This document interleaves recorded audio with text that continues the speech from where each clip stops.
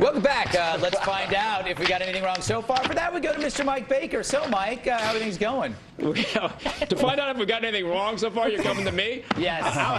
How many years have we known each other? Too long, my friend. Yeah, but I still keep the faith that maybe one day you will approach this job with a modicum of respect and responsibility that we often find in other people. Yeah, who do this. I know a lot of people pay attention. Yeah, I'm not winning. Do you actually just drift off while we're doing the show? You just drift off. Let me. I do. Answer the question. I've been traveling a lot lately. Yeah, I got a lot going on. So look, first let's go to where we stand in the charts in terms of correct answers, incorrect answers, and questionable answers. I'm pleased to say that Brooke is clearly in the lead on this with an astounding number of correct answers and no incorrect answers. Once again, proving that hot women are sure to get the lead on my Where We Stand polls anytime. Then followed in by Terry because he's a tough dude, and unlike Andrew, he wasn't making a lot of odd comments this evening. And Andrew clearly is in the question mark. Once he started pouring water down his pants, I honestly say I didn't understand a single thing he said. So, and by the way, I'd love to get a shot of Andrew standing up right now so we can see where all that water went. That was already there. Yeah. Technically, I don't know if that's possible. Into certain crevasses. Crevasses? Crevasses. Oh, you're so worldly. Let's start with the Charlie Sheen story because, God knows the media has stayed away from this Charlie Sheen thing for too long. First of all, Greg, how do you spell the name Barack? Yeah, I know. A-R-A-C-K. Yeah, it's close. That's close. Brooke, you said you sounded disparaging about the whole birther situation, and yet in the green room you said you were on the fence. So where do you stand? Are you willing to go on the record right now? I know, but where do you actually stand on this whole birther thing? I think it's ridiculous. I think it's absolutely ridiculous. Which way is it ridiculous? The birther, I mean, the movement that denies the legitimacy of our president is ridiculous. Okay. All right. So you're on the record now. On the basis of not... There's certainly many arguments to be made against his legitimacy. Well, his legitimacy as an American citizen. Okay, that's okay. That clarifies. Yeah, that's where we're going. I just wanted to double check on that. And Andrew, you made the comment, which actually ended up in the questionable category, that you're concerned that Charlie Sheen's behavior and his swearing in particular may lead to his minimization as a role model. Yeah, I just started to notice he was heading downhill. And tell me, Terry, what is your favorite Sheen moment so far in the whole Sheen saga? First of all, I was staring over there for like 5 minutes. Thanks for it. Because I've been on a spaceship for about the last 20 minutes. I'm freaked out. My favorite moment was when he called himself a Vatican assassin. I've wanted my whole life to be a Vatican assassin. I can't even get in that club. There's not many people in that squad, are there? No, I don't know anybody on that team, and I even tried out for it. I got turned down. By the way, Terry, did any of Andrew's fluids get on you during that whole segment? I wish it would, because it would have just been really funny. Yeah, well, there you go. And I've learned my lesson. I'm not talking about fluids anymore. All right, let's go. And by the way, just in case people weren't paying attention, during that same presentation of Charlie Sheen's on his road show in Washington, D.C., he also referred to Sarah Palin as a lunatic from Alaska, and he said that the way he would straighten out Gaddafi is by having him marry his ex-wives. That's not bad. No, not at all. The sex change story. The only thing I remember from that, and I wasn't taking notes, was Greg. You mentioned that the only thing to do in prison is to read old copies of Boy's Life. Yes. All right, Bill. Yes? Name those two characters, those lovable characters from Boy's Life. Gallant and Goofus. Absolutely. One's polite and one's not so much. You know what? I knew I could count on you for that. Mike Goofus Baker, and Gallant. you guys are wrong. That's highlights, buddy. Goofus and Gallant are from highlights. How dare you? Here's the thing, Greg. Smirch highlights. Here's the thing, Greg. A 45-year-old man subscribing to Boy's Life, illegal. A 45-year-old man subscribing to highlights, more illegal. Kudos to you, Greg, because you're absolutely right. I feel ashamed at this point. Okay, let's go. So ashamed. Let's go to the story about WWE, R-Truth, and the whole smoking situation. R-Truth, of course, a 6'2", 235-pound superstar of WWE. His signature move is a lie detector. The lie detector. Oh, wow. So, Brooke, He's ugly. Brooke, what's your signature move? Oh, I don't have a witty retort to that. I don't know. I'm being put on the spot right now. Your signature move, witty retort. Okay, I'm going to go to Terry because I know with Terry's background, he's got to have a signature move. Yeah, out of all the high-speed stuff I've learned in Special Forces, the signature move is like this. Look, there's a naked girl, and then I just hit you. That's it. It's not really creative, and I'm really kind of lazy. It doesn't work on Breitbart. It doesn't work. I can't even get it. Speaking of Breitbart just keeps staring at him straight in the eye with his mouth open. There's a dude in leather. Then I had to modify it to there's a dude in leather with oil over him, and he went right to it. Like a dog to a boat. Well, you adapt. You adapt or you die. I've been to Andrew's Facebook page. He does have hot women on his Facebook page. I think we need to dispel that myth that he doesn't right now. And also, I was doing some research. I was doing some research on this story, and I came up with an interesting statistic that said the average woman executive is 46 years old and unmarried. And I was going to roll with that, and then I found out that was from 1986, and I got discouraged and I didn't do any more research. So were you just watching Working Girl? Yeah, what are you doing the whole time? I know. Right, Brooke. One last question for you. You said that you don't think that the whole problem with the whole issue with hot women not getting work, and God knows we feel bad for hot women everywhere. But if it's not down to jealousy, as you noted, then what is it down to? I think there are a lot of hot women in top positions. I think the whole study is bogus. Name three hot women in top positions. Oh my God, me? Good answer. Megyn Kelly. And a third. Sigourney Weaver in that movie. With Okay, you proved me wrong. I'm gonna redo my whole chart thing here based on this last segment. Hey, Greg, that's all I got, man. Hello. You done there, Mikey? You know what? I'm completely done. I'm all done. Wow, almost thought you could redeem yourself from last night, but instead you sunk even lower. I did some research. Some doesn't mean actual. Like it's not. You can't just dig half a hole. I know. You know, this is you're talking to me like I talk to my toddlers right now. I know. Yeah. Well, that's where I learned it from, Mike. All right. Watching you. All right, I'll see you at the back half of the show. I will see you then. All right, wear your pants.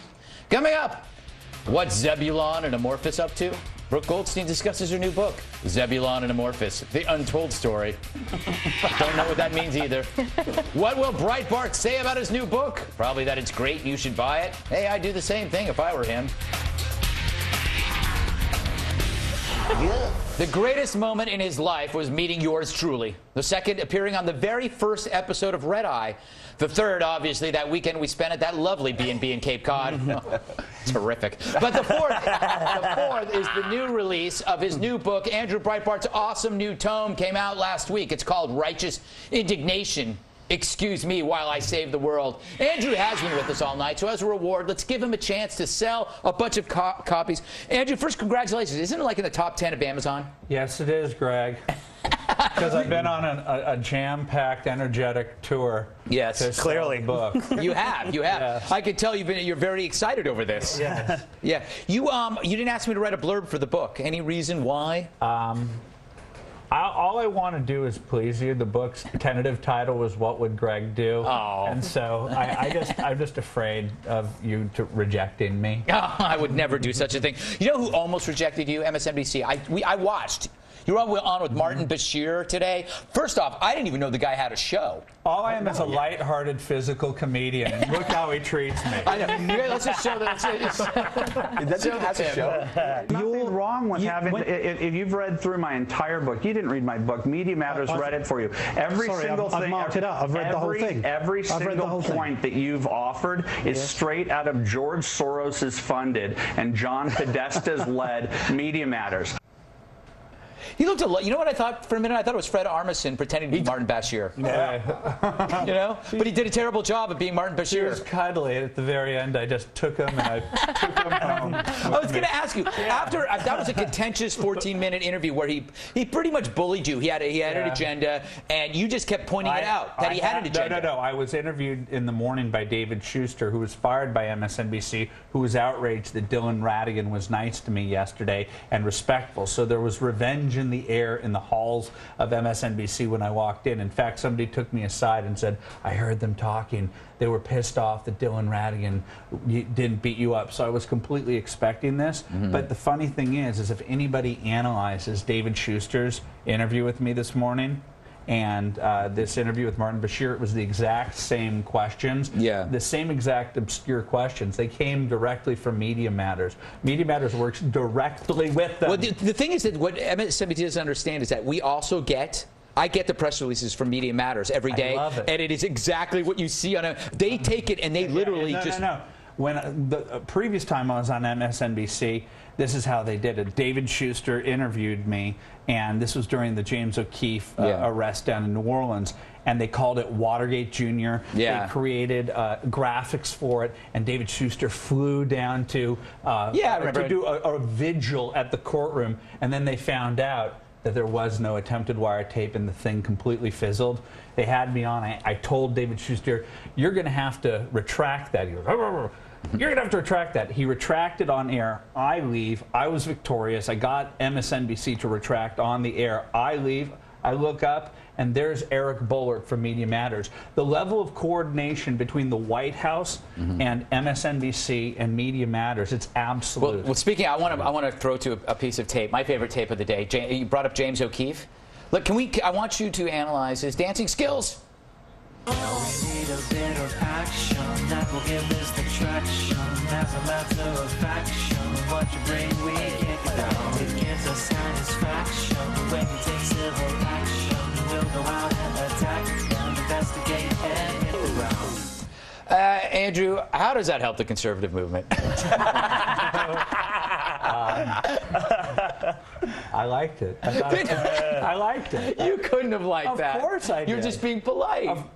Look, I like our truth. Make it, okay? Yeah. So I have a different type of tape. You got to watch that whole video, and if you can keep a straight face in that, I don't think you're supposed to, take it. So you think it's a parody of a video? I think it's kind of fun. It's like a Thriller meets Hot for Teacher meets Dorky Guys. It's Roger Rabbit was made for khakis. T.J. Hooker-esque. I loved it. How do you go about expanding the conservative movement's appeal? I don't know. Destroy the left. Yeah. I mean, that's been my technique. Yeah, but people say we're polarized, Greg. Yeah. But the good thing about you, Andrew, and I always say this, is you're a teddy bear in real life. Do you actually enjoy doing what you're doing, and people mistake it for being angry, which I find funny. I don't like political correctness. I mean, it really pisses me off. Like in a country where black people who are conservative are called Uncle Toms, where every time I was on Joy Behar's show last night, and she and Stephanie Miller were on. Yeah. And whenever you say something like, what do you think about the Wall Street? Yeah, maybe there needs to be regulation, maybe not. Racist. Yeah. Racist. I consider them to be bullies, and I hate bullies. It's like I'm pretty much a one-trick pony in that. If I see a bully, I go after it relentlessly. What's your plan forward for the future? What's next? More websites? More, I don't know, I came up with sketch comedy? No, I'm not kidding you. I came up with a website that I am going to plan, and I wanted to use your merrymen who are out, traveling between LA and New York. This would be my first foray into non-political websites. CelebritieSwhoFlyCoach.com. No, that's I own the URL. Don't try and buy it. Unless you have a lot of money, and then you can negotiate. You know how I came up with it? I came up with it on the tarmac at LAX when I found out through 5 minutes of excruciating conversation where I realized I had nothing in common with him. He said I work at a PC magazine. I'm like, oh, I have a Mac. I do gaming. I don't play video games. And then he says, I said, what were you doing in LA? And he said, I was at a music convention. I said, oh, why would you be at that? He goes, I'm in the rock industry as well. At what level? He says, I'm the lead singer of Blue Oyster Cult. I was like, oh, yes! Oh, my God! I can't wait to land in New York to tell people. Times are tough in the music business. I got one for you. I was sitting next to Buster Poindexter, former lead singer. David Johansen? Yeah, David Johansen. He was riding coach with the entire band. Is it the best and it was idea in the world? Yeah, it was. Oh, it's amazing. Yeah, I wish I'd taken a picture. Juliette Lewis sitting behind me. Margaret Cho sat next to me and my wife, and she watched the entire Flava Flav Brigitte Nielsen thing the entire way. We got gotta move on. That's, awesome. That's a great idea. Good idea. Can I just tell you that's a better idea than the book you have right now? I know. Can we do another interview segment just on this? Platform to be able to have an opportunity to go from Bashir, which I mentioned it, in the middle of this contentious battle. I dropped it. I love it. I love it. Nice. All right, the name of Andrew Breitbart's new book is called Righteous Indignation. It's wonderful. He says nice things about me in the book, and for that alone, you should buy it. Time for another break. Remember to check out the new Red Eye podcast. There's a new one every day. To catch them, go to foxnewsradio.com and click on Red Eye. See that thing down there? It's really, really easy. Tonight, we talked about things and other stuff of that nature. We also talked about Brooke. Oh, we talked about Brooke Goldstein. Yeah, you got to check it out. Oh, you know what I talked about? Are the reasons why we bleep words. You should check it out. See you in a bit. It's 2 for tonight. Tonight, the award goes to a piece of crap named Jack Stuff, who blogs at Wonket, a blog for people who are also pieces of crap. See, Wednesday was Trig Palin's birthday, so Clever Jack writes about Sarah's child thusly. What's he dreaming about? Nothing. He's retarded. His mom went to a lot of trouble to leak amniotic fluid over 8 states to make sure that he arrived in this world somewhat alive.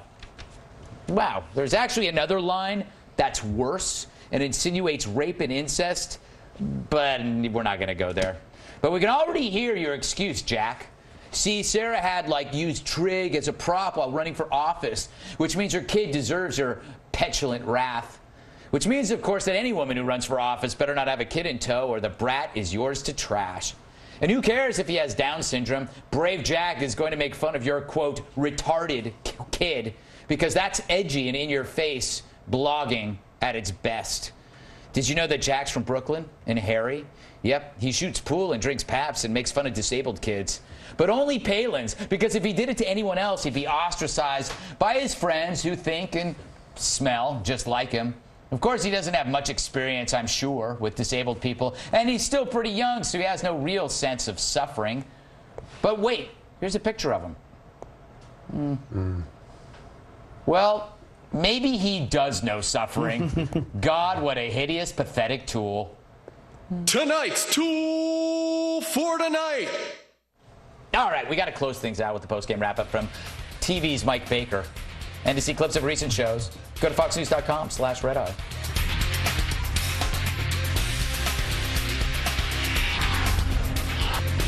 Whether you like it or not. Don't forget. Hey, you guys having a conversation over there? Shut up. Don't forget to watch me on the O'Reilly Factor on Thursday night. That's right, I'm on Thursday at 8 p.m. Eastern Time.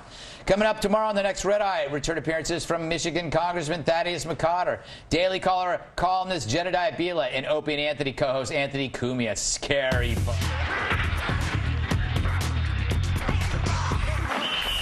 I'm going to worry that set's going to be too liberal. Yeah. Time to go back to Mike Baker for the post-game wrap-up. That's right, you knuckleheads over there. Shut up. No conversations while I'm talking. Hey, Terry, what's up for the weekend? Hey, I just want to say, Mom and Dad, I love you. Happy Easter and happy Passover. Very nice, very nice. Brooke, I understand you were in Ohio? Yes, I want to thank Tiffin University for hosting me and John Somerville from QFEE, Christians United from Israel, a great organization. Oh, that's terrific. And Andrew, good guy. Are your trousers still moist? I fit, yes, in a very, very good way. And by the way, I found the Afikomen on Pesach. We're going to leave it at that, Greg. I'm completely done now. I wish I knew what that meant. What does that mean? Yeah, I don't know. Well, that's why I'm leaving it right there. We can all just scratch our heads for the next half hour. I got to remove like a mole. All right. Bye, Mikey. Good job. Brooke, always a pleasure. Bill Schultz. Terry Shepard, a delight. Andrew Breitbart, always an experience. A crazy experience with our friend Andrew Breitbart. That does it for me. I guess. Yeah. I want off this spaceship right now. I've had it.